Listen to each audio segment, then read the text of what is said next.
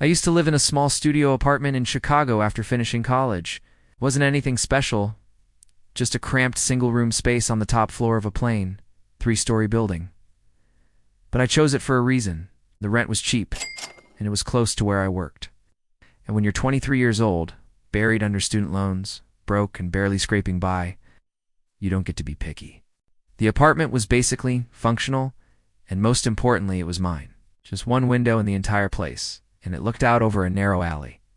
Across that alley stood another apartment building, almost a mirror image of mine. The alley in between was tight, barely wide enough for a single car to squeeze through. And during the day it was shaded, dim. At night it was just blackness. But that never really bothered me. I was working nights back then, bartending at a lounge up on the north side.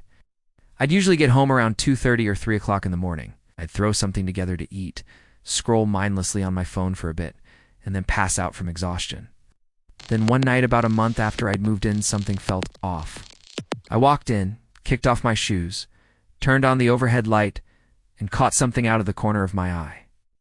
A flicker of movement in the window across the alley, just a twitch of a curtain maybe.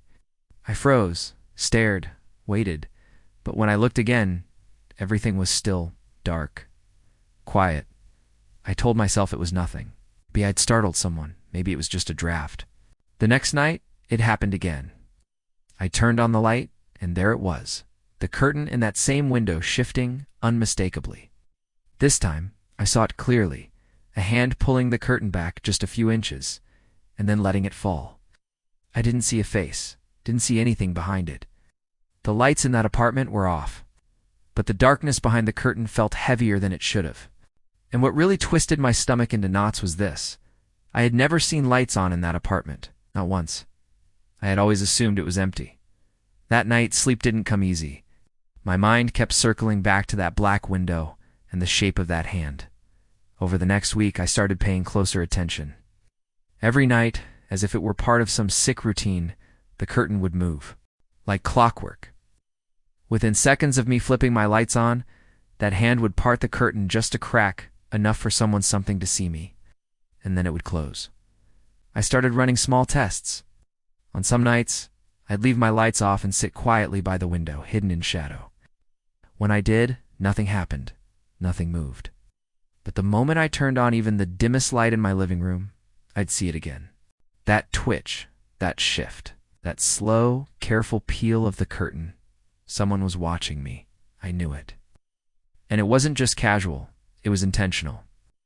I tried to explain it away. Maybe someone across the alley just liked to look out their window late at night, but that didn't make sense. It always happened only when I got home. Only when I turned on the lights. It wasn't coincidence. It was deliberate.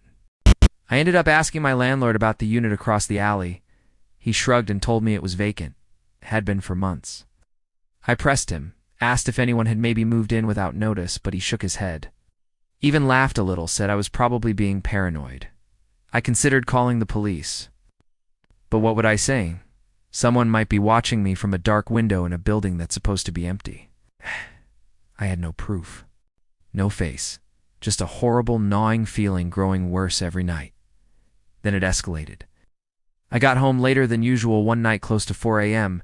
There had been a private party at the bar, and cleanup had taken forever. I was beyond exhausted. I was on autopilot. When I reached my apartment door, I noticed something shoved into the frame. At first, I assumed it was junk mail or a flyer. But when I pulled it out, my stomach dropped. It was a crumpled piece of paper. A note. One word. Written in pen. Hey. That's it. Just that. My legs nearly gave out beneath me. There was no question in my mind. It had to be from that apartment. Across the alley, that window, that chair behind the curtain, I rushed to the window, heart pounding in my chest like a war drum. I yanked the blinds up and stared across. The curtain was shut. Nothing moved. I was shaking, panicked. I grabbed my phone and called my friend Jamie. She lived across town. Didn't matter, she told me to come over immediately. I didn't even think. I grabbed a backpack, shoved in whatever I could, my wallet, phone charger, a change of clothes, and left. The next morning, I went straight to the landlord. This time, I didn't ask, I demanded. I told him to take me over to the unit across the alley. I needed to see it with my own eyes. He hesitated. Something in his face changed.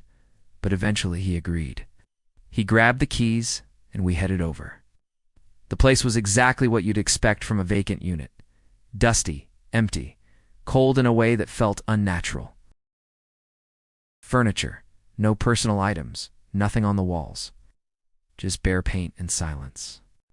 But in the back room, the one facing directly into my apartment window, there was one thing. A metal folding chair. Placed perfectly in front of the window. Nothing else. Just that chair, like someone had been sitting there. For hours, maybe nights, maybe weeks. Watching the landlord look pale, kept muttering under his breath that he couldn't believe it either. We called the police. They searched the apartment. I think they took fingerprints, but I never heard anything back, and that was it. Nothing came of it. No explanation, no arrest, no face. Just the crushing, unbearable fact that my worst fears had been real all along. I had been watched in the most intimate, disturbing way imaginable. I moved out that same week, left everything behind. And to this day, I still don't know who it was. I don't know how they got into that supposedly locked apartment. I don't know how long they were sitting there. But I do know that the moment I found that note, the one that simply said, "Hey," was the moment everything inside me shattered. I considered whether it could have been the landlord, but eventually I dismissed it. If it had been him, he would have gotten rid of the chair before bringing me in. No one would be that careless. Still, I can't shake the memory of that window. I see it in my dreams. Sometimes, too, often I wake in the middle of the night, in a different apartment, a different city, with the gut-wrenching certainty that someone, somewhere, is still watching. And this time, they're just waiting for me to turn the lights on.